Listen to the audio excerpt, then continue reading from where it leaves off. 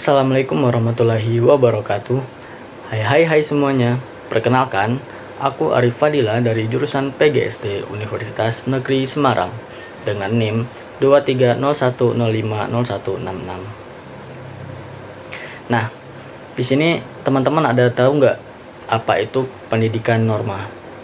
Nah, pendidikan norma adalah proses pendidikan yang bertujuan untuk membentuk karakter dan moral seseorang sesuai dengan nilai-nilai sosial dan budaya yang berlaku dalam masyarakat. Norma-norma ini mencangkup aturan-aturan dan standar perilaku yang diharapkan, serta pandangan tentang apa yang dianggap benar dan salah. Nah, sebelum ke pembahasan lebih lanjut, saya mau sedikit cerita. Ada yang tahu nggak, kita selama ini hidup tenang dan nurut aturan yang ada. Tapi tunggu dulu, kadang-kadang peraturan juga sering justru menggunakan kebebasan yang mengkekang. Contohnya, di jalanan atau di sekolah, kita harus nurut peraturan yang berlaku di sana. Nah, kalau di rumah, kita kalau nggak nurut sama orang tua, bisa-bisa uang jajan kita hilang atau nggak dikasih. Nah, apakah peraturan lebih membuat kita untung atau merugi? Kalau nggak ada aturan, bisa jadi kita bebas mencaci maki anak-anak tempat diskotik dengan bebas, koruptor yang nggak takut akan penjara atau dihukum mati, dan normalisasi kekerasan dan pembunuhan. Tapi sebelum mikir lebih lanjut, kita harus sadar juga, hukum aturan itu nggak cuma tertulis, ada juga. Ternyata kalau kita sadar, ada yang namanya norma masyarakat. Selain itu, peraturan dalam sebuah permainan adalah peraturan yang membuat hal itu menjadi lebih seru. Terus, tubuh kita yang mempunyai peraturan-peraturan biologis seperti yang ketat.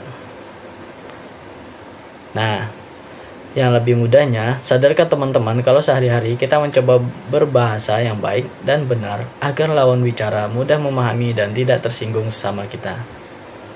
Dan ya, kalau kita lihat di sekeliling kita hidup dengan banyak peraturan, apalagi di zaman yang sudah melewati beberapa zaman ke belakang. Yang mana mungkin di zaman-zaman sebelumnya masih minim peraturan dan larangan. Contohnya, zaman purba.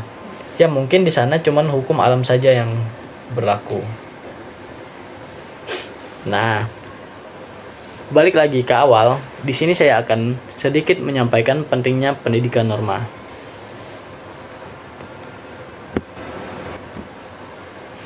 Pentingnya pendidikan norma. Yang pertama, pembentukan karakter. Nah, pendidikan norma ini membantu dalam membentuk karakter individu, sehingga mereka menjadi pribadi yang beretika, bertanggung jawab, dan bermoral baik. Yang kedua, ada integrasi sosial. Pendidikan norma memfasilitasi integritas sosial dengan mengajarkan nilai-nilai dan perilaku yang diperlukan untuk berfungsi secara efektif dan harmonis dalam masyarakat.